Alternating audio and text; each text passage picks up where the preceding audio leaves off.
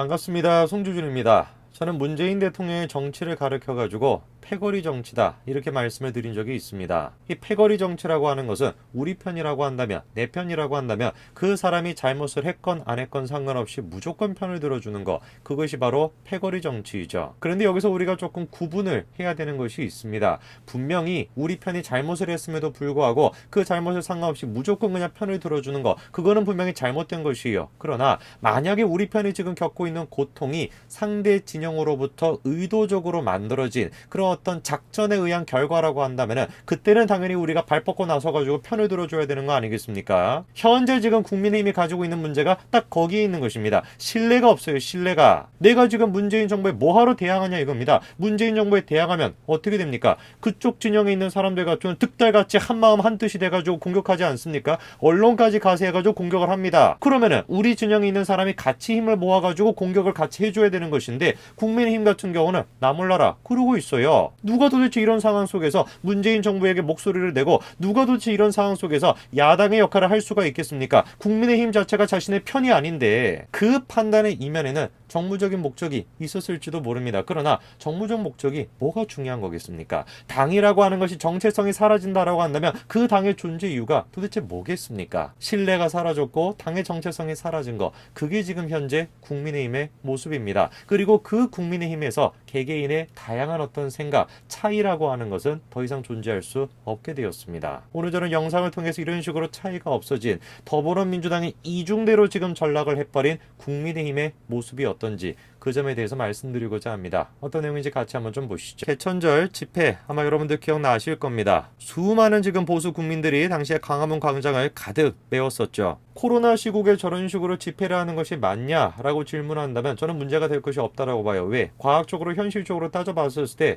광화문 집회 저 당시에 사람들이 모였다라고 하는 것이 코로나 어떤 2차 유행의 기본적인 원인이 된다라고 하는 근거가 없었기 때문에 지금 문재인 정부가 모든 원인을 광화문 광장으로 몰아가는 거, 그거는 잘못된 것이다. 그런 식의 일관된 메시지가 나왔어야 되는 것이에요. 그러나 국민의힘은 오히려 어떤 모습을 보여줬습니까? 국민의힘 내에서조차도 자제가 도리다, 용납이 안 된다, 그렇게 얘기하지 않았습니까? 한마디로 얘기해가지고 그 집회와 국민의힘은 관계가 없다라고 선을 그었습니다. 이게 지금 야당의 모습입니까? 이게 지금 국민의힘의 모습이 될 수가 있습니까? 진실과 팩트를 중요시한다라고 하는 자유 우파의 모습이 될 수가 있습니까? 진실과 팩트를 중요시 여겼다라고 한다면 당당하게 맞서 싸웠어야 되겠죠. 그런 식의 프레임은 잘못된 것이다. 어떻게 지금 이런 식으로 야외에 모인다라는 것이 기본적인 원인이 될 수가 있냐? 저런 식의 사과, 저런 식의 양보는 비겁한 것입니다. 저런 식의 사과와 양보는 겁쟁이들이 하는 것이에요. 그저 현실에서 싸울 만한 능력이 없다 보니까, 그저 당당하게 맞서 싸울 수 있는 힘이 없다 보니까 그냥 꼬랑지를 내려버린 그런 비겁한 자의 그냥 모습이었던 것 뿐입니다. 결국 이번에 어떻게 했습니까?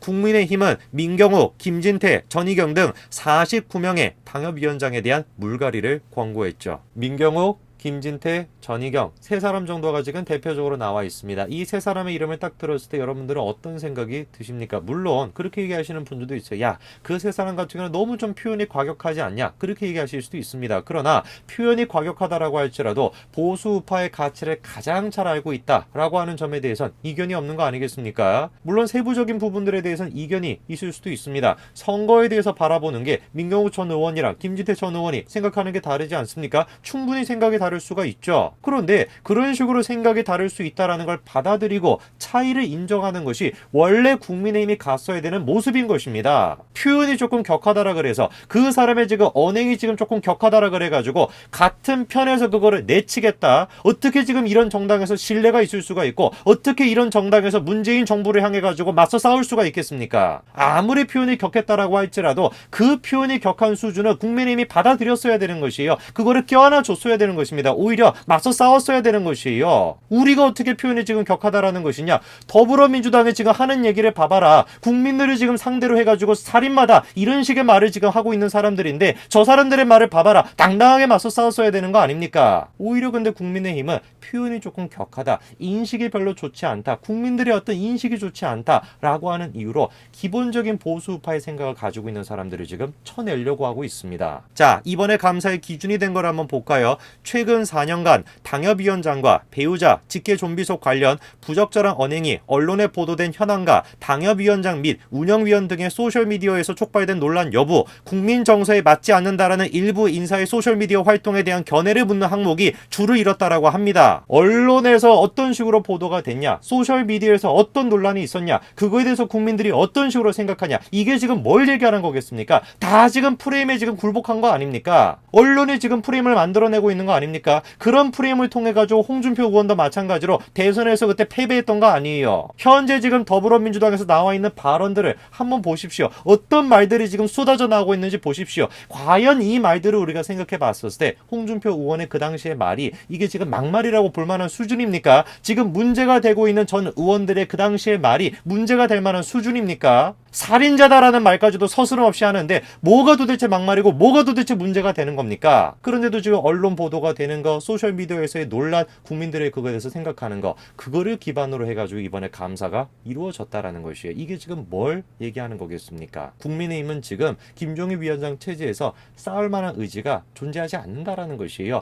야당으로서 뭔가 맞서 싸우고 뭔가 그거를 부딪혀 보겠다라는 의지가 전혀 존재하지 않는 것입니다. 끊임없이 그냥 때법의 눈치만 보고 있는 것이고 군중의 눈치만 보고 있는 것이에요. 김종인 비대위원장은 지금 뭐라고 합니까? 당명과 정강, 정책, 당색, 당사까지 바꾸면서 중도층으로 외연 확장에 나선 만큼 이번 당무 감사로 이른바 구구색을 지우겠다라는 심산이라는 거죠. 국민의힘이, 아니 자유한국당이 한 번이라도 구구적이었던 적이 있습니까? 구구적이라는 게 뭡니까? 너무 우파 쪽으로 쏠려 있다라는 것이 아니에요. 도대체 언제 자유한국당이 우파 쪽으로 쏠려 있던 적이 있습니까? 항상 그냥 우파로부터 벗어나야 된다. 중도층을 확장을 해야 된다. 그래가지고 좌클릭만 하지 않았습니까? 그래서 지금 이 모양 이 꼴이 된 거 아니에요? 당이 지금. 저는 의심해 볼 수밖에 없습니다. 이 사람들이 지금 얘기하고 있는 구구적이라는 거, 이 사람들이 지금 얘기하고 있는 우파적이라는 거, 그거는 그냥 변명거리에 불과하다. 이 지금 국민의힘이라고 하는 것을 우파적인 색깔을 완전히 그냥 없애버리고 지금 더불어민주당의 이중대로 되겠다라는 것을 숨기기 위한 변명거리에 불과하다. 저는 그렇게 생각합니다. 왜? 이번에 김종인 위원장이 심지어 뭐라고까지도 얘기를 했습니까? 끝까지 지금 이명박 박근혜 전 대통령에 대해 가지고 대국민 사과를 하겠다라는 거예요. 도대체 왜 사과를 합니까? 왜? 뭘 잘못을 했다고? 국민의힘이 정말로 보수 우파의 정당이라고 한다면은 당시 그런 식으로 전 대통령을 몰아세우고 당시 그런 식으로 전 대통령을 탄핵시킨 거, 그것이 얼마나 잘못된 것인지에 대해서 낱낱이 밝혀야 되는 거 아닙니까? 그런데 그거에 대해서 사과를 지금 하겠다라는 것이에요. 제가 의심이 드는 것은 무엇이냐면 왜 하필 지금 시기냐 이거예요. 지금 시기. 지금 국민의힘의 지지율이 막 그냥 떨어져 있습니까? 문재인 대통령이 신나가지고 지금 막 정책을 갖다가 마음대로 지금 하고 있습니까? 전혀 그렇지가 않아요. 버티다가 문재인 대통령 결국에 어떻게 했습니까? 결국에 문재인 대통령이 첫 사과를 한 상황입니다. 그런데 저런 상황 속에서 지금 김종인 위원장은 박근혜, 이명박 전 대통령에 대해서 사과를 하겠다 이렇게 얘기하고 있습니다. 이런 상황 속에서 당내에서 신뢰가 지금 바닥이 돼 있고 배신자들로 드글드글거리고 있는 이런 상황 속에서 누가 도대체 저거에 대해 가지고 항변의 목소리를 낼 수가 있겠습니까? 그나마 지금 배현진 의원 정도가 저거에 대해 가지고 공개적으로 비판했죠. 이미 옥에 갇혀가지고 죽을 때까지 나올까 말까 한 기억이 가물한 두 전직 대통령보다 굳이 뜬금포 사과를 하겠다라고 하면은 문 정권 탄생 그 자체부터 사과해 주셔야 맞지 않는가? 이 나라 헌정사를 뒤엎고 국민 삶을 뒤엎는 문 정권을 탄생시킨 스승으로서 내가 이러라고 대통령 만들어 준 줄 아냐? 이 한마디 뜨겁게 기다렸다라는 겁니다. 나도 몰랐다. 나도 문재인이라고 하는 사람이 저런 인간일 줄을 몰랐다. 그 말부터 나와야 되는 거 아니겠습니까? 적어도 그 말부터 나오고 난 뒤에 이명박 박근혜 전 대통령에 대해서 언급을 한다라고 한다면 그나마 제가 조금이라도 이해를 할 것 같아요. 그런데 김종인 위원장은 문재인 대통령의 탄생에 대해 가지고 한마디라도 사과한 적이 있었습니까? 도대체 지금 국민들이 좌클릭을 뭐 한다, 중도 우파를 확장한다, 뭐가 다 좋다라는 거예요. 그러나 지금 국민들이 원하는 것이 이명박 전 대통령에 대한 지금 비난입니까? 아니면 문재인 대통령에 대한 심판입니까? 도대체 지금 중도층에 있는 사람들이 뭘 원하고 있다라고 생각하십니까? 길거리 지금 지나가는 사람 붙잡고 한번 물어보세요. 100이면 100 전부 다 지금 문재인 대통령 때문에 못 살겠다 난리가 나 있습니다. 오히려 지금 이명박 박근혜 전 대통령에 대한 재평가가 이루어지고 있는 상황이에요. 그런데 이 상황 속에서 김종인 위원장은 지금 사과를 하겠다. 도대체 이걸 우리가 어떻게 이해를 해야 되겠죠? 저는 민경호 전 의원에 대해서 어떤 평가를 할 만한 그런 위치에 있지 않습니다. 민경호 전 의원이 가지고 있는 생각, 그 생각 가운데 일부는 저와 맞기도 하고 저와 맞지 않은 부분도 있어요. 그러나 적어도 우리가 같은 지정 내에 있다라고 한다면, 같은 편에 있다라고 한다면은 그 사람의 말이, 그 사람의 주장이 법을 위반하는 게 아니라고 한다면 저는 충분히 존중해 줘야 된다라고 봅니다. 그것이 정치의 가장 기본인 신뢰라고 저는 생각을 해요. 한 말씀만 제가 딱 드리고 싶어요. 김종인 위원장님, 정말로 지금 박근혜, 이명박 전 대통령에 대해서 사과를 하시겠다라고 한다면 비대위원장 측을 내려놓으시고 개인의 신분으로서 하시기 바랍니다. 절대로 국민의힘이라고 하는 그 당을 통해서 최소한의 양심이 있다라고 한다면 그 당을 통해서 사과하실 수는 없습니다. 오늘까지 말씀드리겠습니다. 감사합니다.